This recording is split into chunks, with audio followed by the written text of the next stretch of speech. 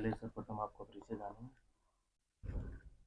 जी, नाम बताएं गुरुजी। मेरा नाम है महामंडलेश्वर स्वामी ज्योतिर्मय के नाम से समाज मुझे जानता है और अखंड परम धाम संस्था के मुख्य संरक्षक होने के नाते समाज में आना जाना रहता है और इसी नाम से लोग मुझे जानते हैं।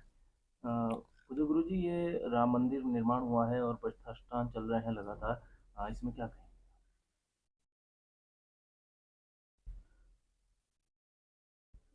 राम मंदिर के बारे में क्या कहना चाहेंगे?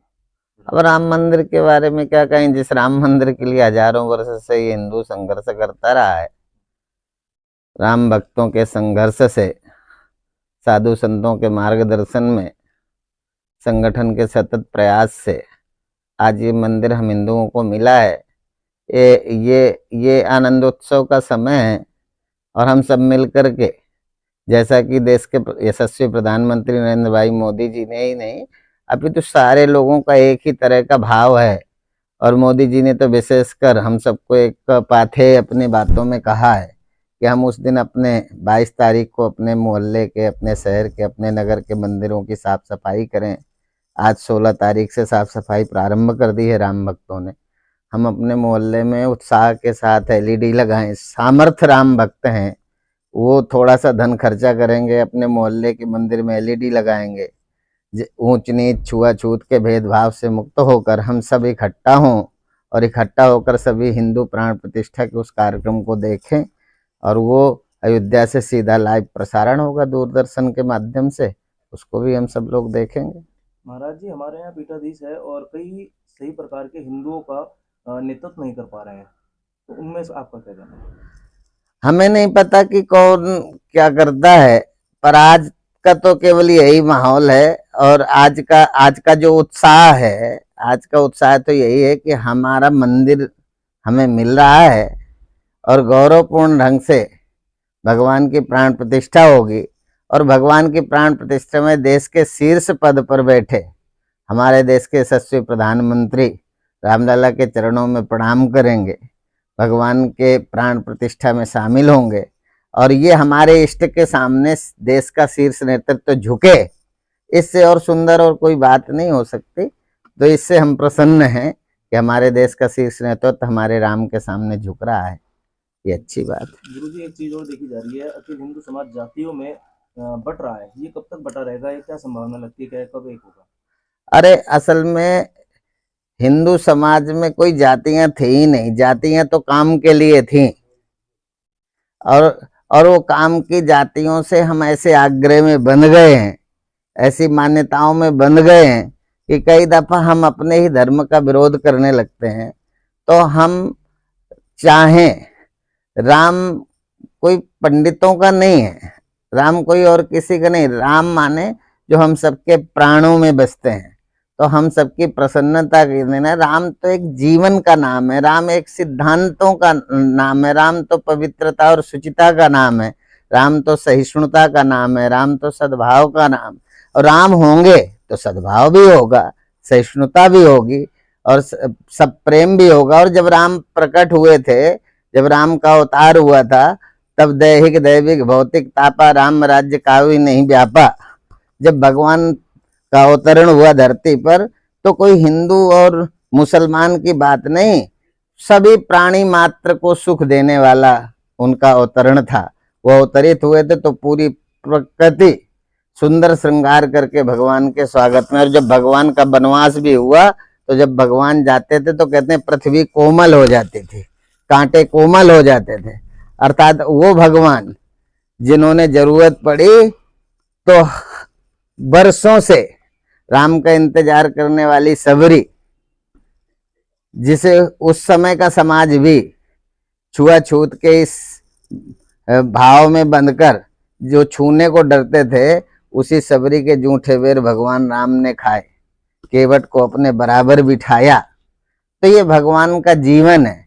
तो भगवान ने केवल बोले ही के नहीं, कथाकारों की तरफ केवल बोल के नहीं भगवान ने समझाया, भगवान ने उसे जीवन में आचरण में उतार करके भी हम सबको पाथे, हम सबका मार्गदर्शन किया है। तो ऐसे राम जब मंदिर में प्रतिष्ठित होंगे तो केवल ये हिंदुओं का ही मंदिर नहीं होगा, ये केवल जातिगत मंदिर नहीं है, ये तो एक राष्ट्र मंदिर है। इस राष्ट्र मंदिर का निर्माण अपने देश के भविष्य को उज्जवल बनाने वाला है। गुरुजी, जैसे राम मंदिर की बात चल रही है, राम का नाम चल रहा है, ऐसा ही एक लगातार सोशल मीडिया पे वीडियो एक वायरल हो रहा है, रघुपति राघव राजा राम, पतित पावन सीता राम, ईश्वर अल्लाह तेरो नाम। ये ईश्वर अल्लाह इसमें क्या जोड़ दिया गया है और क्या है ये, इसमें थोड़ा संक्षेप करें और खुल के बताएं इसमें क्या चीज़ है, ईश्वर अल्लाह का कहाँ से इसमें नाम आ गया? रघुपति राघव राजा राम तक तो हम सब सहमत हैं, और ये ईश्वर अल्लाह भी यदि जोड़ दिया है तो ये भी हमारे हिंदुओं के उदार हृदय का ही परिचायक है। कहीं ना कहीं हम उदार थे, हमने कभी अल्लाह में भेदभाव नहीं किया, बल्कि अल्लाह को मानने वाले लोगों ने कई दफा विवाद खड़े किए हैं। तो यही तो भारत के सहिष्णुता का प्रमाण है कि हमने जो है जिस गांधी जी के मुख से आपने इस भजन को सुना होगा, और ये भी कहते हैं प्रायः गांधी जी इसी भजन को गाते थे।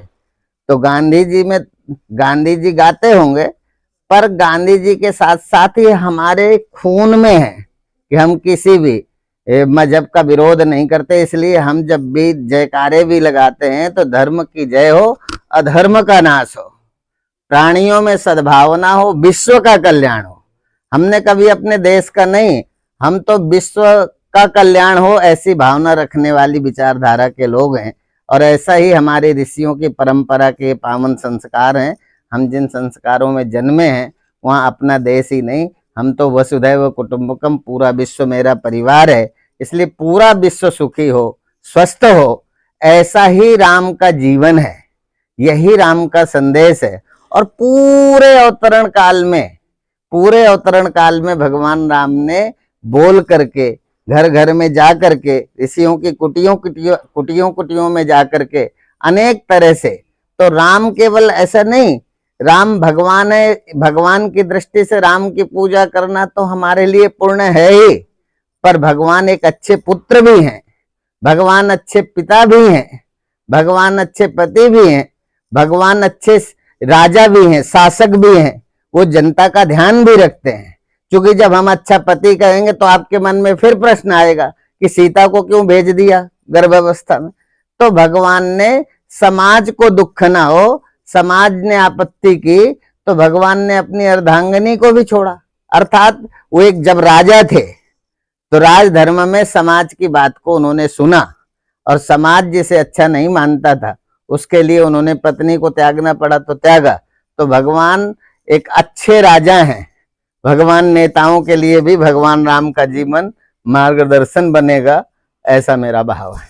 गुरुजी, एक चीज और लगातार इसमें चल रही है कि लोगों का, कईयों का कहना है कि राम जी को 14 वन का ही वनवास क्यों, 15 या 16 क्यों नहीं हुआ, और राम जी और 4 भाई क्यों थे, 3 क्यों नहीं थे? अब मान लो यदि आज 14 की बात है, यदि भगवान का सचमुच 15 का होता तो लोग कहते 16 क्यों नहीं हुआ। तो लोगों के कहने को क्या करोगे, ये भगवान की नियति है, ये सब भगवान की लीला है। और इसको भगवान की लीला मान करके आज जरूरत है हमें अपने मोहल्ले में, अपने गांव में जिन्हें निमंत्रण नहीं मिला उनके भी राम है, जिन्हें निमंत्रण मिला है उनके भी राम है। राम तो हम सबके हैं, निमंत्रण तो देने में हम सब लोग बैठे हैं, काम कर रहे हैं। कई दफा हम लोग अपने घर में फंक्शन करते हैं तो बहुत जरूरी वाला नाम भी हम भूल जाते हैं, तो उसको नियत का दोष नहीं होता। इसलिए हम सबको ये तय करना चाहिए कि राम हमारे हैं। हम जहाँ हैं वहां से भी तो उत्सव मना सकते हैं, जहाँ हैं वहीं से हम अपने राम को भज सकते हैं।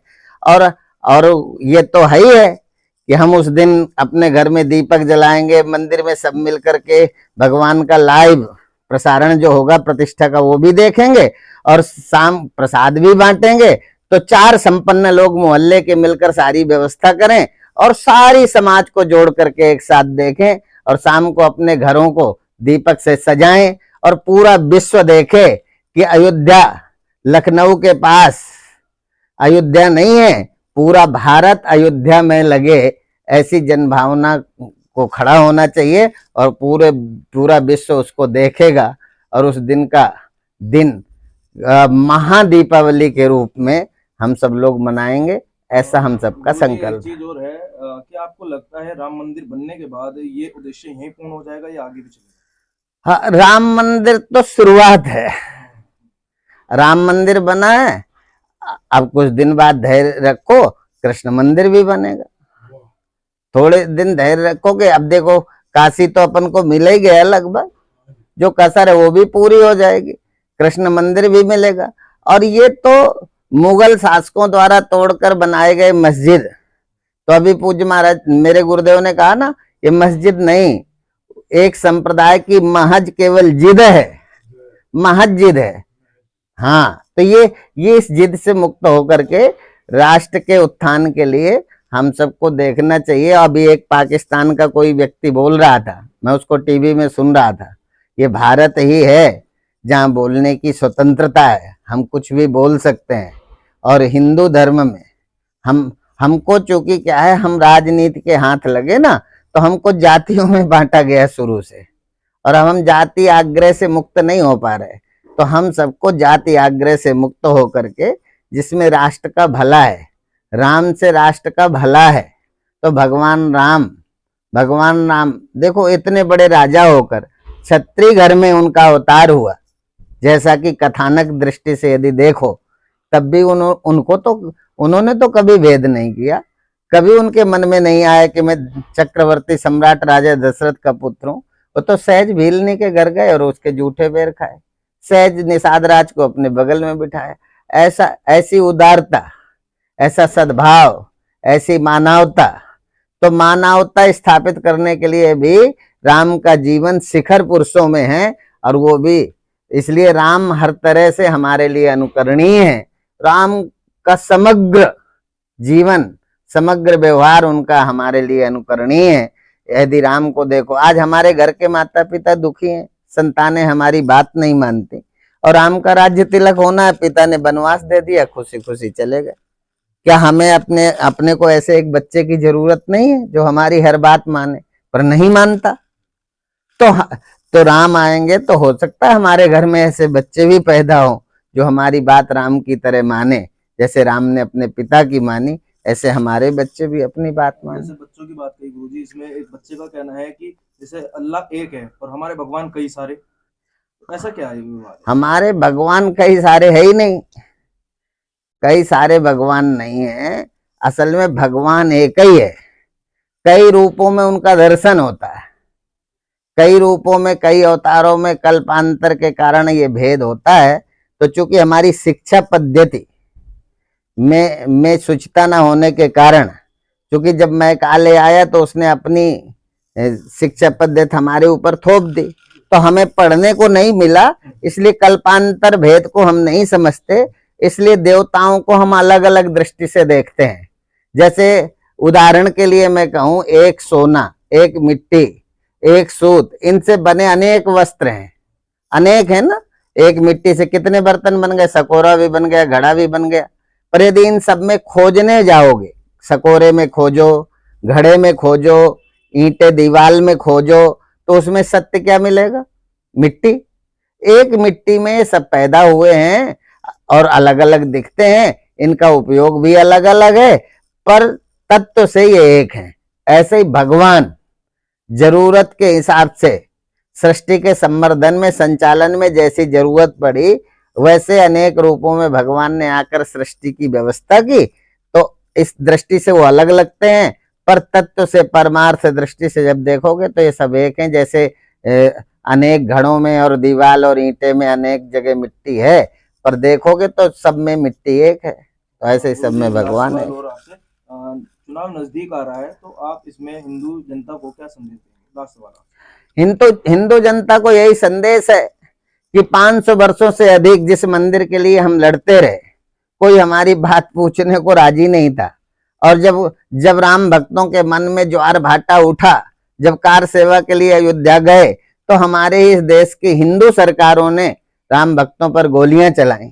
तो जो राम भक्तों पर गोलियां चलाते रहे, जिन्होंने सुप्रीम कोर्ट में वकीलों की लाइन खड़ी कर दी और राम को काल्पनिक बताया, राम सेतु को काल्पनिक बताया, तो राम सेतु राम को काल्पनिक बताने वाले राम भक्तों को गोली चलवाने वालों से तो अभी हमें जो सरकार है वही अच्छी है, इसी से हमको आशा है। और जब जरूरत पड़ी है आंदोलनों में, चाहे राष्ट्रीय स्वयंसेवक संघ के द्वारा आंदोलन की नियति तय हुई हो, चाहे विश्व हिंदू परिषद ने कोई आंदोलन की रणनीति बनाई हो, चाहे इस देश के धर्माचार्यों ने आंदोलन की रणनीति बनाई हो, पर जब आंदोलन की रणनीति में कोई संकट का समय आया है तब भाजपा ने ही हम सबका सहयोग दिया है।